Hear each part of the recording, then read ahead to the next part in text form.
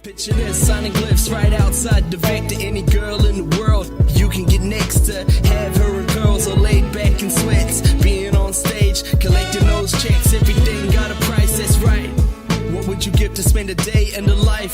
Platinum and ice, champagne flutes. Damn, that sound nice. Hi guys, Chris Emmer here from the School of Struggle. Thank you so much for tuning in today. As always, thank you so much for everything that you guys do for us. Just because you guys leave comments and subscription to us, it really helps us get up in the ranking and actually make sure that we get more of our message out to the people in the world. And that's exactly what we're trying to do here too. So thank you so much for listening in the past, and today I've got something amazing for you guys. I've got a man named Jorn Lyseggen. Was that correct? Yeah. Yeah, cool.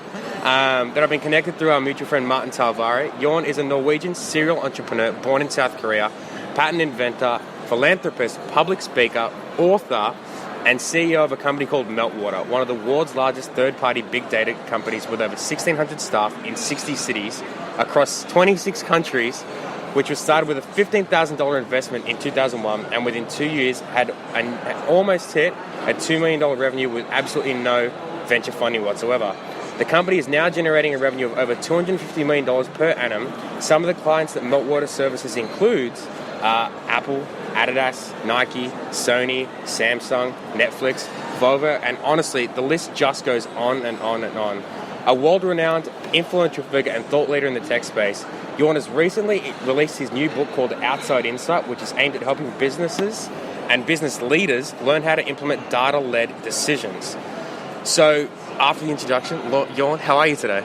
Good, thank you. Thank you for having me. Mate, thank you so much for coming on board. I obviously got given a massive rap about you from Martin, and I'm very excited to have you on here. So, mate, for the people out there that don't know who you are yet, obviously because we're going to get into that, who is Jorn, and give us a little bit of your backstory. Yeah, I'm anyway an accidental entrepreneur. I started out as a research scientist in artificial intelligence, and I love that, and I thought I was going to be a scientist for the rest of my life.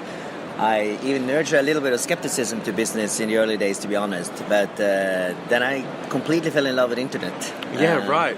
So this was in the mid-90s, Netscape 2.0 was ruling the world, and I realized that this was going to be big. Yeah. It felt like electricity was invented right under my nose. And although I love my science, I figured I need to be a part of it. So that was really what started me. It started with the first company back in 1995. Right. Cool. So, and from there, where'd you go into after that? Yeah, so since then I actually stuck in the startup world. Cool. So Meltwater is my fourth startup. Prior to Meltwater, I built and sold two companies. Awesome. I listed a company on the Swedish Stock Exchange. And now I'm working hard at Meltwater, trying to make Meltwater the biggest and the greatest, in the space, of course. And to be fair, I've done the research, and you guys are obviously, you're an authority figure in that space. There's no doubt about it. You're too kind. I think you're too humble when it comes down to it, which is amazing at the same time too. What was the vision? You started it? Yeah, so when I started Meltwater, I really took a step back. I tried to look at the overall macro trends and see if there was any of those macro trends I could invest behind. Cool. And one of the things that really intrigued me was that there's so much information that's ending up on the internet. Yeah. And it's really, really hard to make sense of it all. Sure. But there are pieces of that information that is really, really important. Of course. But it's buried in a lot of noise. Of course. So I figured, to do this manually, it would just make no sense. Yeah, so you correct. really need a software. So Correct. that was really the impetus for the start of Meltwater. And the product vision back in the day was really, when executives come to work in the morning, have a normal cup of coffee, within seconds, could we provide them with an overview of what had happened in the world in the last 24 hours? Correct. So that's really how we started out. And yeah, we started out very humbly. We were two guys and a coffee machine. We started a company with $15,000. Yeah, and such a small investment. Yeah, it is. And it's in many ways we built it the old school way, right? We didn't take on any funding. Yeah. We built it for 12 years without debt, without any external investment. Yeah. And in the process, we built a global business, and now we're headquartered in San Francisco, and are excited about the the next endeavor of the company. Yeah, of course. So, if a client were to come to Meltwater, what are the services that you guys generally tend to provide as well? So, for anyone out there that would like to know what Meltwater does, can you give us a bit of brief explanation as to how the process works as well? Yeah, absolutely. So historically, we have helped companies analyze and extract insights from online news, Of course. and social media. Of course. So that would be offering services like keeping track of what's happening in the media Yep. about yourself, Yep. competitors, key clients, and so on. And in social media, it's a lot about understanding your clients. Correct. Understanding your clients, client feedback to your product, and generally understand the general customer sentiment and how that develops over time. Correct. So that's really the stronghold that we're currently in. But the thing that we're very excited about now is adding additional data types. We think there are a lot of insights that are buried in data types that currently is not mined very, very thoroughly. Right. So the kind of data types I'm talking about here is job postings, patent filings, web traffic data, online ad spend, app downloads, and so on. And our mission now is really to provide you with a deep, thorough understanding of how your entire competitive landscape is evolving. Correct. We believe that in this day and time, you move to a point where you can actually track quarters, 5 forces in real time. Right. You can actually understand all the externalities, all the external forces that influence you as a company and that will impact your future performance. And this is a very different perspective than the perspective you get from your internal data. And if you think about companies out there today, all of them, if they want to be data-driven, all of them focus on the internal data. Correct. And they invested a lot of money, a lot of time, and a lot of effort into building rigorous systems to analyze internal data with a lot of precision. But in that process, they actually forgotten or neglected all the external information. So we believe in Meltwater that companies are going to move from internal data to external data. We say that our companies should convert from being introvert to extrovert. Correct. If you're being introvert, only look at your internal data, the only information you get about is yourself. Yeah. If you go more extrovert, understand external data, then you can understand and anticipate the ebbs and flow of your overall industry. Correct. And that will set you up for much more proactive decisions and make you much more successful in the long run. And I can give you an example to kind of illustrate that. So, say you want to improve your customer satisfaction. Correct. And you measure that with Net Promoter Score, which is a common way to do it. So your target you set for yourself is to improve it 50% year over year. And then your team work hard, all of you work really hard for an entire year, and you improve it with 16%. Right. Then you're really excited, you celebrate, and you think everything is well. However, it could be so that one of your competitors have improved their client satisfaction in the same time span with 20%. Right. And that means that you actually, after all your hard work, 1 year after, it's actually worse off. They say you've lost. Right. Yeah, right. And the only way to understand that will be look at external data. Correct. To understand how you actually improved or gained or lost ground respective to your competitors, you will never find in your internal data. Correct. Your internal data can only tell you about yourself and your own performance, but it cannot tell you how your competitors are doing. 100%. And if you truly want to understand whether your company is doing better or worse, you need to factor in the external data and how well your competitors are doing. Yeah. So for that reason, we think that we call it outside insight. It's going to be a massive new way within decision making. We think decision making needs to change. We think that companies need to embrace a new type of software, which we call outside insight, where they much more rigorously look at external data in order to make informed and proactive decisions. I love it, in honesty. So with that, you've just released the book Outside Insight too. Yes. Is that your world's work put into one book? So in many ways, it's really the result of all the experiences we gather as a company over 16 years. Wow. We've seen how companies have used external data for competitive intelligence, for product development, for marketing, for risk assessment, for making investment decisions. Correct. All of those, the book is full of examples of companies have used external data and made much more much more informed decisions to outcompete their competitors. So that's really what that's really what the book is. And I also think that the book is really a call to action for executives and companies to take external information a lot more serious than they currently do. Of course. And if you think about how much money do companies spend on the internal data? A lot of money. How much money do companies spend on understanding external data? Almost nothing. Almost nothing. Because the majority of companies that I know don't put any into it, exactly. of course. Almost nothing, right? Exactly. And that imbalance, of course, needs to change. Of course. Because we know that the information increasingly moves onto the internet. Correct. So, and I would actually argue that some of the most important information can actually be found online today. Correct. And that's really the call to action we have in the book. There's information out there that can be mined. We call this online breadcrumbs because it's really it's the breadcrumbs of all the customers, competitors, doing things on the internet. And if you can mine those, you can create a really unfair information advantage over your competitors. And this is where things are going. And I honestly, that does give such an unfair advantage if you tend to use it the correct way at the same time too, right? Yep. I feel like it's such an amazing model. Yeah. People just need to know about it and use it at the same time too. Thank you. So with that, I've just got a question on that at the same time too. Yeah. So myself, obviously we've only met this morning. I'm actually a business coach by trade. Yeah. So as a business coach or anyone out there listening, no matter what their position, what sort of business there is, they're to pick up outside insight or go through Meltwater services for the advantage and to provide more value to others. What would be the best way to stay ahead of the competitors using the information from Meltwater or outside insight? Yeah. And I think the first thing to think about is the distinction between lagging and leading indicators. Yeah.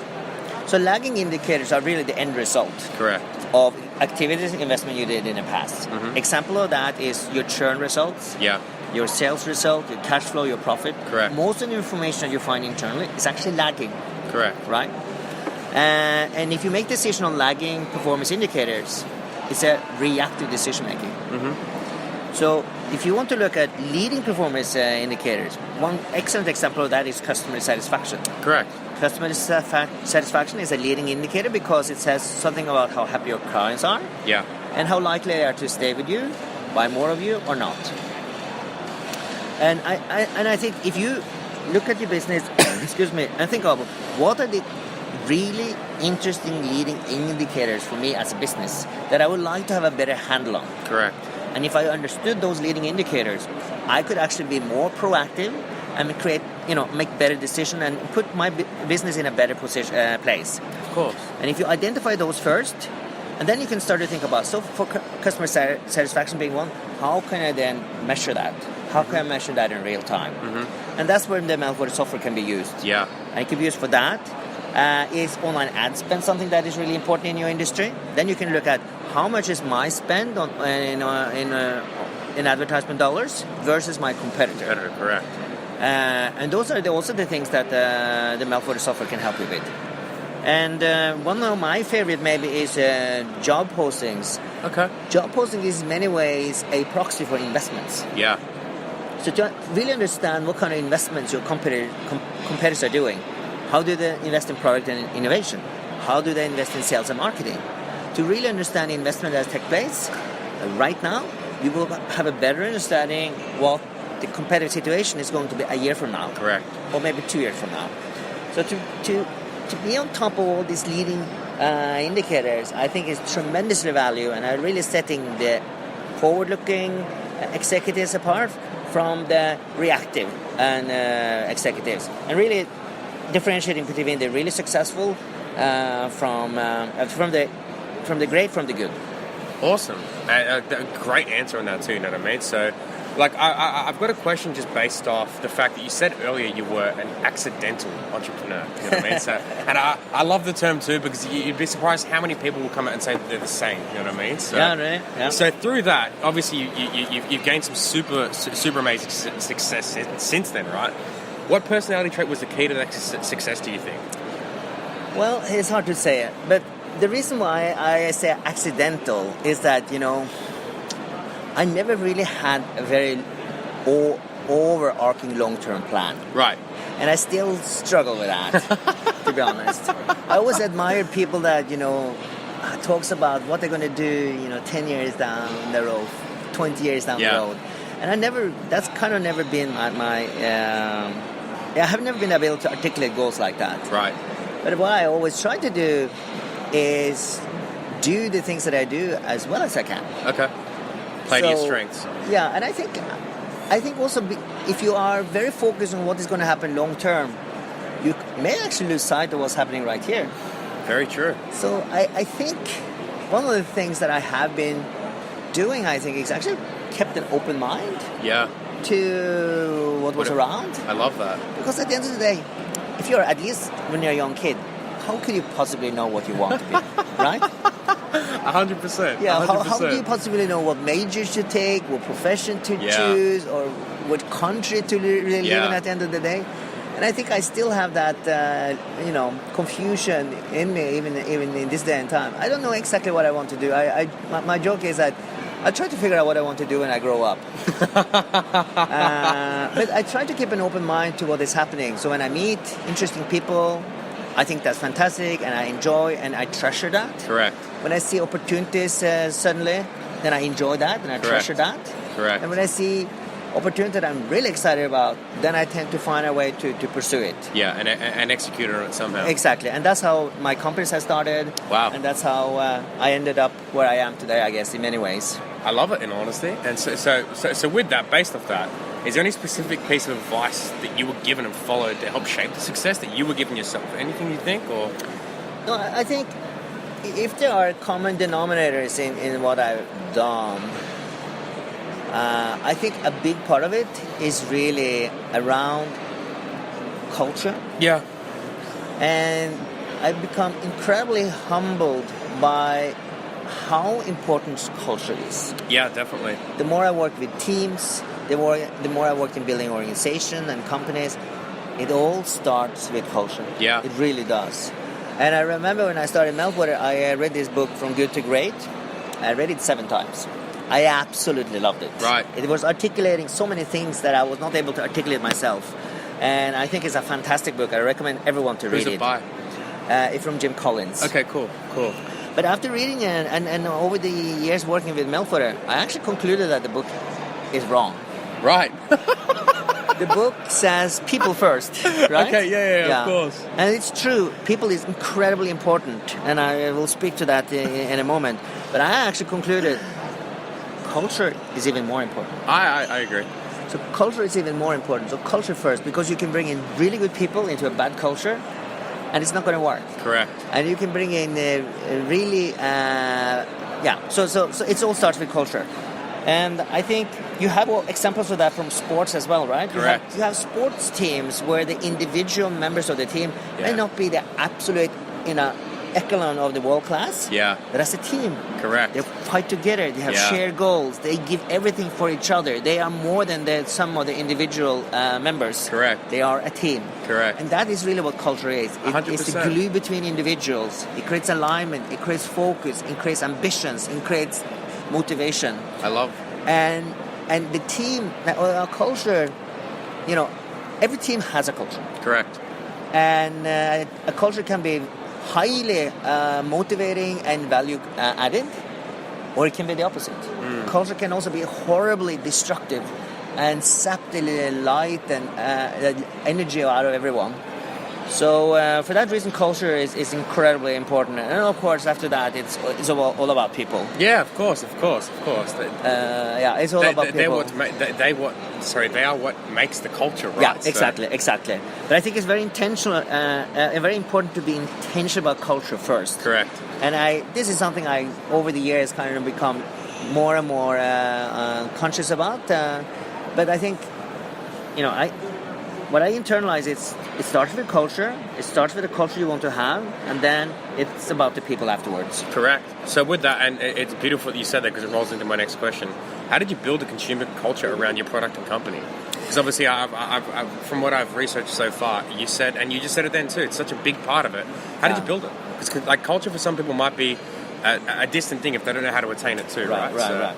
No, culture is very, very hard. It's something that you can never take for granted. Correct.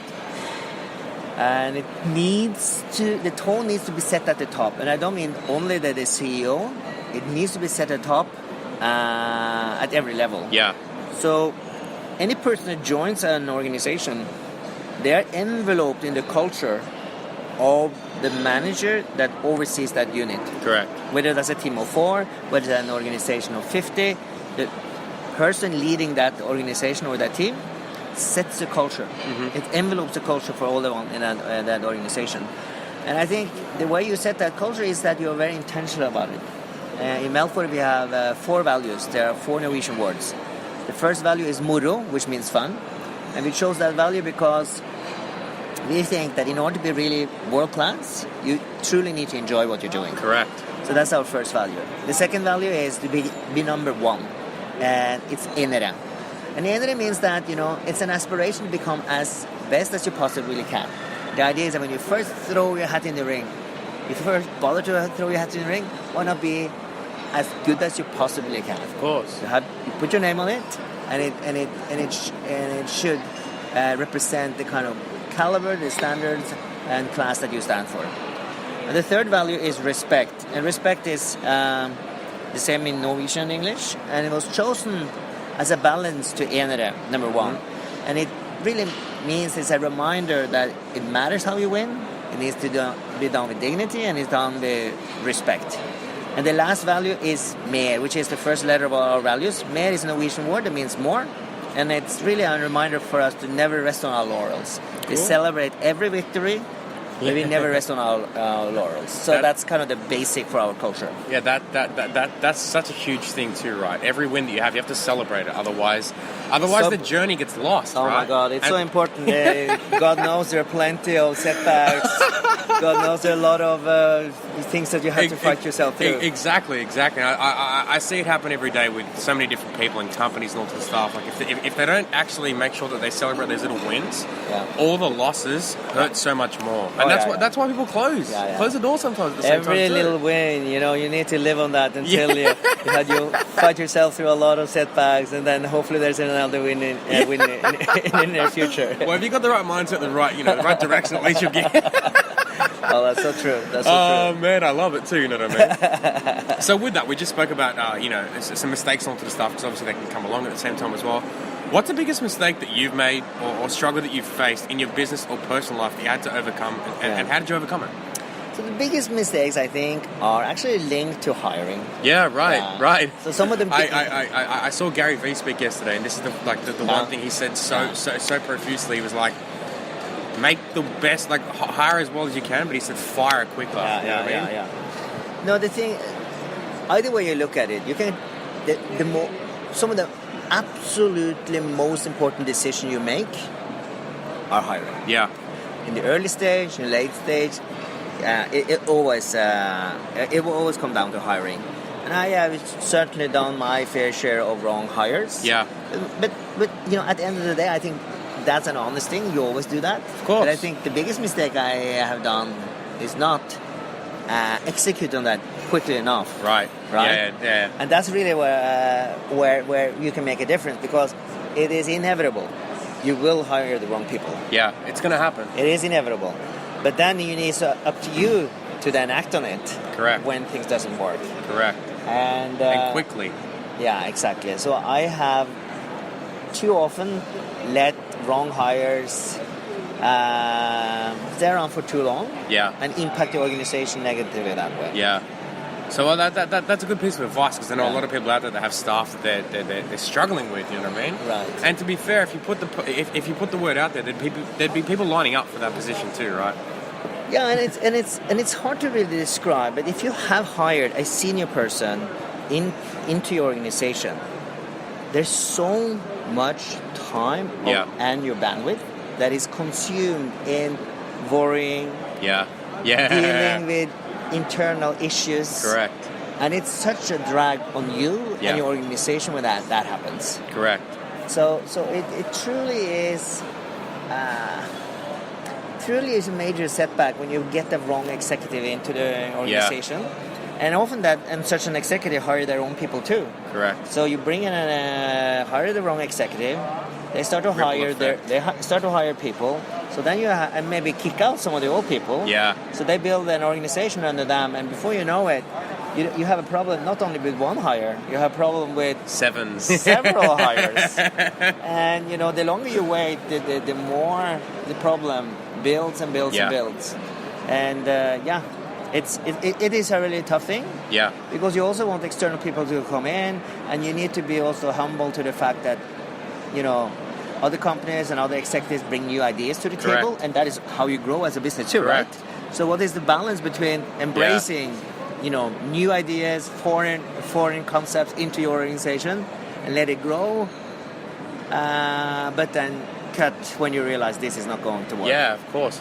And it's very hard. It's it's a process you just have to go through mentally more than anything else. You know what I mean? It's definitely an inexact science. Have you mastered it yet?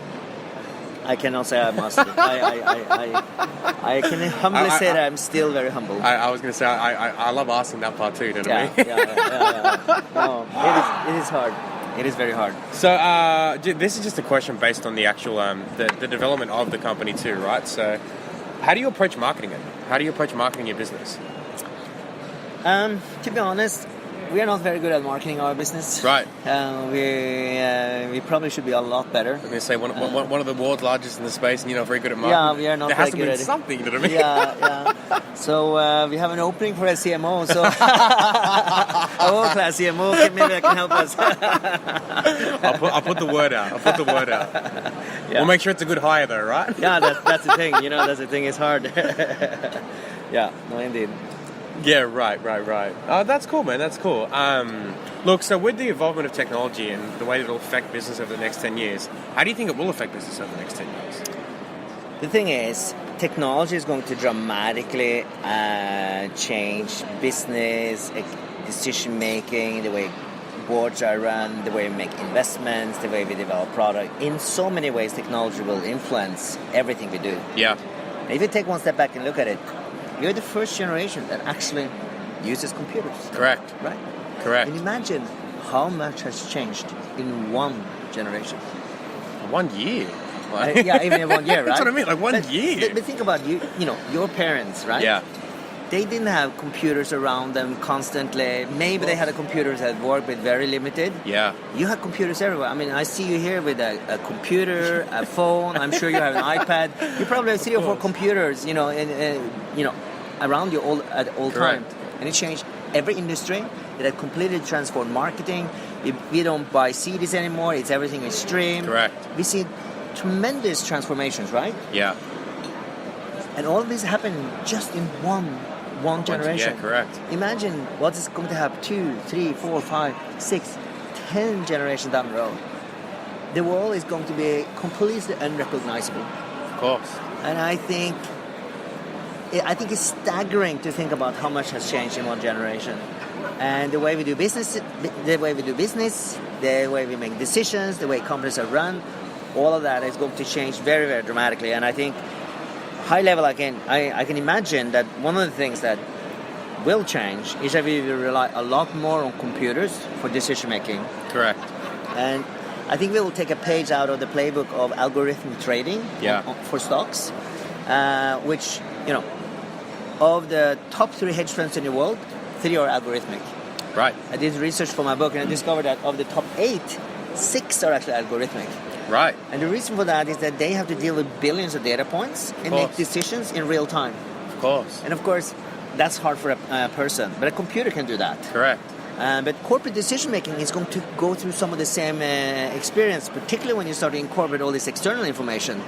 So I would say Insight as a software will not only provide you with insights, it will also spin up simulations and help you understand what are the best options for you when you make decisions. It will rank the best alternatives and score them according to risk, return, and other objectives you have programmed it to look at. And in that way, computers will be a constant partner in you. Computers will be a partner to humans, partner to executives, in making decisions, when making investments, in developing products, it will be a constant presence in everything we do. Yeah, right. And it's a very good point you make too. It's been one generation so far that it's changed the world. Yeah. And to move forward, it's just going to be more computers, you know what I mean? So there's that, what is it, Alexa? The voice? Yeah. So in time, that's just going to, from what I've been told and looking into, you'll be brushing your teeth. Yeah. You'll finish your toothpaste and you just say, Alexa, order my toothpaste, and they'll do it for you right there and then, you know what I mean? So that's going to change the dynamic of how you just buy things as well. I don't think you even have to say anything because they know how many times you brush your teeth, right? So, exactly. You're 100% correct. So it's just waste of your energy to order it. You just automatically supplied with it. Oh, that's crazy. That's crazy. Yeah, I think it's crazy, but I think those things are pretty small changes compared to the really fundamental changes. Oh, of course. And I think how humans learn to work with computers and how to live in a symbiotic relationship with computers is going to be an interesting development over the next decades. Yeah, right. I think we have a lot to learn. Yeah, definitely. And I think we want the computers as an always present value add. We also want to make sure that computers doesn't introduce negative things that we don't want as part of our lives. Correct. Because there's many things out there that could be too, you know what I mean? So. Yeah, and I can give you an example. Sure. You talked about marketing, right? Correct. We all are doing marketing. We all want to promote our service and so on. And marketing is really the art of influencing and promoting products and services. Correct. But imagine if you know enormous amount of the people you target, and you, at your disposal, also have a very powerful artificial intelligence. At some point, you start to tiptoe into an area where you're not influencing people anymore, but you're actually manipulating people. Right. Because you know exactly what button to push in what situation. Correct. And when you start to tiptoe into an area where you start to manipulate people, then I think we all agree that you crossed an ethical line in the sand that all of us feel very uncomfortable with, right? Yeah, the second you start manipulating, it's exactly. And one thing is that can be manipulated to what toothpaste you buy. Yeah. It can also be manipulated to how you vote in referendums. Yeah, true. Or what political candidate you are voting behind. These things are starting to become present. These are not fictional things that we are talking about now. These are all through psychology. These people are doing these things, and these are things that we are actually worrying about today, right? Correct. And imagine what is going to happen. This is first generation. Yeah. Imagine that's a scary. It's beautiful and scary at the same time. Yeah, and that's why I'm saying how humans learn to live in a symbiotic. Relationship with computers is going to be an important area for us to be thoughtful about. Correct. And I'm a technologist. I'm a technology optimist. I think technology and artificial intelligence is going to be one of the best forces for good that we can imagine. It's going to help us. It's going to help us with all sorts of health issues. It's going to probably cure a lot of the diseases we currently are worried about. It's going to help us feed the planet in a way that we are not able to do without. Yeah. It might probably also solve a lot of the energy problems that the planet is facing. So I'm all positive and all for the development and innovation in artificial intelligence. Is more than welcome. We actually really need it. Yeah, definitely. But at the same time, let's also be thoughtful about how we don't use it to hurt our life. Correct. That it only increase our quality of living, and the example of marketing, I think, is just one example of that. 100%. Really good point with that too. And thank you for sharing that with me as well. Look, just a couple last questions to wrap this up. A little bit off topic. Who's your hero and why? I have. I can't say I really have that many heroes, but people you looked up to. Or... Yeah. You have to admire a person like Elon Musk. Yeah, definitely. What is he doing? He's sending rockets into space. It's ridiculous. He's digging, at least aspired to dig tunnels under the ground. He wants to and not to mention his car company. He actually built a Correct. car company too. Correct. So I have a lot of respect for what he does, and what a formidable force for innovation, entrepreneurship, and making people believe that things is possible, right? Yeah, definitely. I think it's hard to. He's a perfect poster boy for that. Yeah, he's a formidable person, and also if you look at him when he makes presentation, he's not a very charismatic public speaker. No, he's a normal dude, yeah, exactly. right? And feels actually almost uncomfortable on stage, right? So he's very relatable. He's the dorky normal dude. He's just in a one normal way, guy, yeah, right? exactly. But the beauty that you find inside of him is just phenomenal. Oh, and you must wonder how the brain works sometimes. Yeah, too, yeah, right? yeah. Like, and just like it, everything he's doing is sort of like, if you think about it logically, it's the childhood dream. Exactly. You know what I mean? Like, as a think, kid, you wanted to do this. Fuck it, I'm going to do it. You know what I mean? Like, and I'm not an expert on Elon Musk by any stretch of imagination, but I suspect that there's an inhibition. Yeah. That he has this uninhibited dreams that he let grow, and he channel his energy in projects that make them come to life. Yeah. And I think that's inspiring for everyone. I think definitely. most of us hold ourselves back. Yeah. We might have dreams, we might have aspirations. Yeah. But then, we hold back instead of channeling out and grabbing it with both hands and making it happen. And not thinking big enough either, right? Exactly, exactly. And I think that is one of the things, when I think about Elon Musk, of course I think about the rocks and all that, but to me it's more about, maybe the thing I am inspired with him is that he allows himself to dream so badly that it actually becomes a reality. That's such a beautiful thing that I think if anyone could unlock within themselves, that they would see beautiful things happen to themselves, the people around them. Right. How many people would they inspire if they could do that too? You know what I mean? Yeah, and I suspect the world is full of people that are as smart and capable as Elon Musk, but he allows himself to dream and make it happen, which is inspiring for everyone. Of course. Perfect example. I like that too. Thank you so much for that. So, so obviously most of the questions you probably get asked around meltwater, anything to do with your businesses or your home life, whatever it might be. What's a question you wish people would ask you more? That's a great question. What would be the question I really ask? I don't really know, actually. But I think something I'm very passionate about, and increasingly more so, is how we use technology for good. Okay. I think technology has tremendous potential for good. Correct. But as any new innovation, it can also be used in a negative way. And I think as technology is going to invade everything we do, every industry, every aspect of our life, let's make sure that we are thoughtful and not making technology a force of negative too.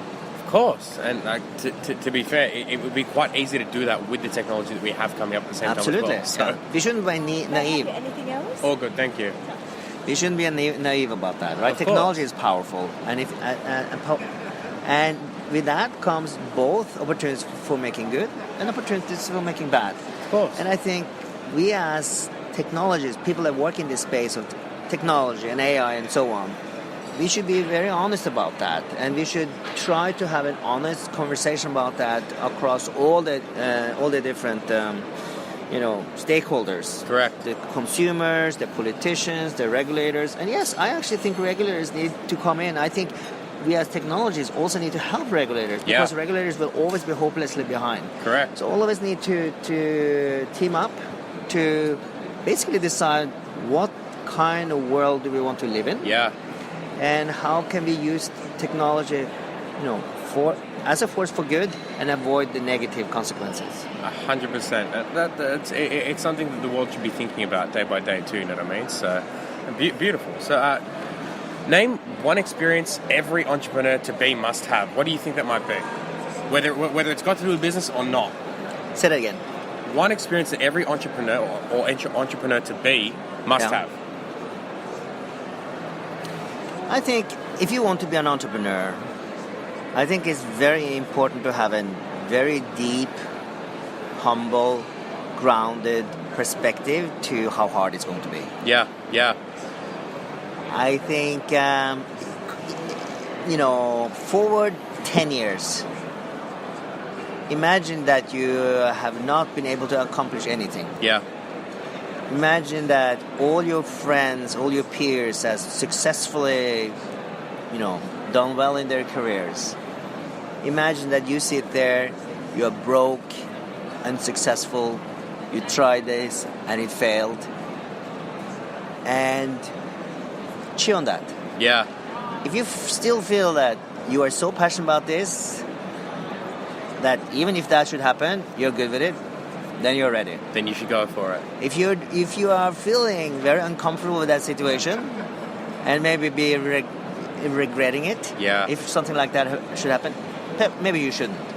Probably time to look down a different path then, right? Yeah, maybe you shouldn't, right? Because it's good advice in too.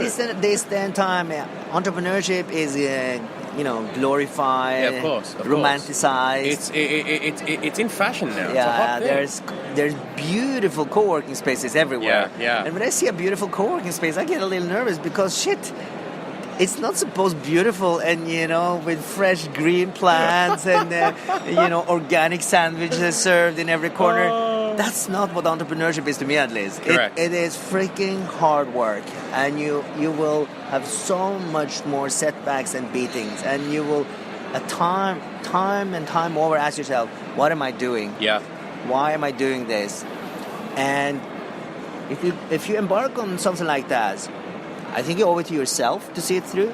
You owe it to people that you take money from. You owe it to the people that join your team. Correct. So if you first set out, you should be really committed and know that this is something that you're really committed to do.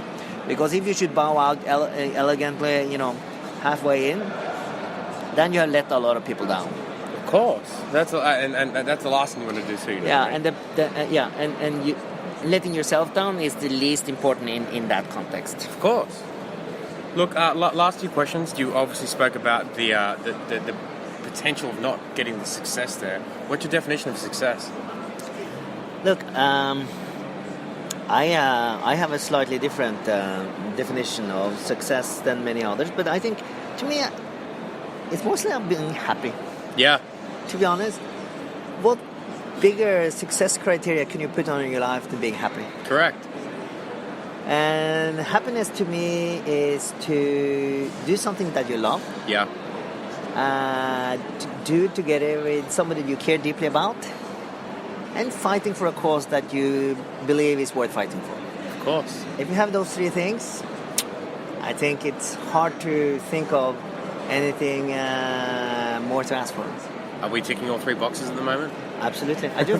Beautiful. I really do, and I feel, really humbled by saying that. But I really love my work, and the people I work with is absolutely fantastic. Some of my best friends in life, and I know that it will be for the rest of my life. Correct. And I'm very excited about the mission we are at. I'm very excited about the mission we have in Africa. We will set up a school for software entrepreneurs. Yeah, I saw that, which is beautiful too. Yeah, so I feel the work we do are really meaningful, and I consider myself one of the happiest and luckiest guy around. I can see it in your face. You're just happy. You got that energy, that smile. Thank you. You know what I mean? It's beautiful. Thank you so much. Any last piece of wisdom to leave us with today? No, I don't think so. But I think if you want to be an entrepreneur, I think it's important to be honest with yourself. Yeah. Yeah. Cut through all the romantic stuff that you read everywhere. And, do you have that inner timber? Do you have that inner strength to go through those beatings? Of course. Work for 2 years, 5 years, 10 years, and fail. Yeah. Thoroughly fail. You have nothing left for it. And if you do, good for you. Yeah. Then go out and do it. I love it. Jorn, thank you so much for jumping on with us today too. I'm going to actually, I'm going to buy 2 of the books that you've got outside inside. I'm going to buy Thank you. 2 of the books, and the first 2 people that actually contact myself for this are the 2 people who are going to get the books themselves. Oh, amazing. So I'm going to make sure that we spread the word on this and make sure that your information gets out there to as many people as we can as well. Because obviously the message that you're trying to get across is sensational at the same time too, and the actual information you're providing to people can help so much. People just need to know about it. It's the only thing that I mean. So people just need to know about it. So again, very, very kind of you. Thank you so much for coming on today, and it was an absolute pleasure. And I look forward to seeing all the amazing things you do in the future. No, thank you. Thank you for having me. And thank you. And the guys, thank you so much for listening again. I'm sure that you really enjoyed everything that Jorn just imparted with us just then. If you can do me two amazing things, one thing is just please tell a friend to listen to this podcast because I know they'll get some amazing value out of it. That, and subscribe to this on iTunes. And if possible, leave a rating for us with a comment too. That's what helps us get up in the rankings. As you know, we just want to be providing value to every single person that listens to this so they can take something away from it, implement it into their own business or personal life, and make sure that they're becoming the best version of themselves at the same time too. Thank you so much for listening, and I'll catch you guys again next time. Bye, Jorn. Bye-bye.